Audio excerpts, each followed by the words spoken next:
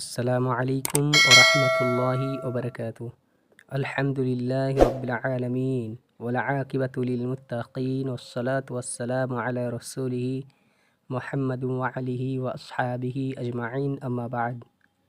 সমস্ত প্রশংসা সেই পাক সত্তার দরবারে, যিনি আমাদেরকে আবারও একটি ভিডিও বানানোর তৌফিক দান করেছেন।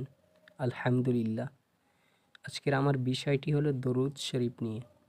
এই দরুদ শরীফ নামাজের ভিতরে কখন পড়তে হবে, এই দরুদ শরীফ পড়লে সওয়াব কতটি, এই বিষয় নিয়ে আমি আলোচনা করব। তো সর্বপ্রথম আমরা জেনে নিই এই দরুদ শরীফ কোন সময় পড়তে হবে।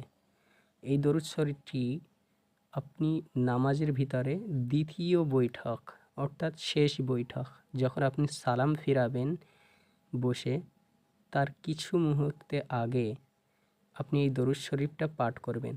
প্রথমত আপনি আত্তাহিয়াতু পড়বেন, তারপরে এই দরুদ শরীফ পড়বেন। আত্তাহিয়াতু পড়া ওয়াজিব, দরুদ পড়া সুন্নাত, এরপরে হচ্ছে দুয়াই মাসুরা, এটা পড়া মুস্তাহাব।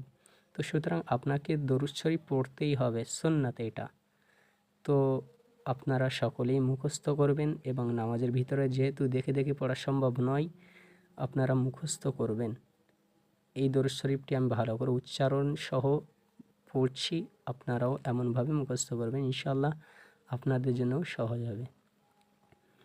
আল্লাহুম্মা সাল্লি আলা মুহাম্মাদিন ওয়া আলা আলি মুহাম্মাদিন কামা সাল্লাইতা আলা ইব্রাহিমা ওয়া আলা আলি ইব্রাহিমা ইন্নাকা হামিদুম মাজিদ।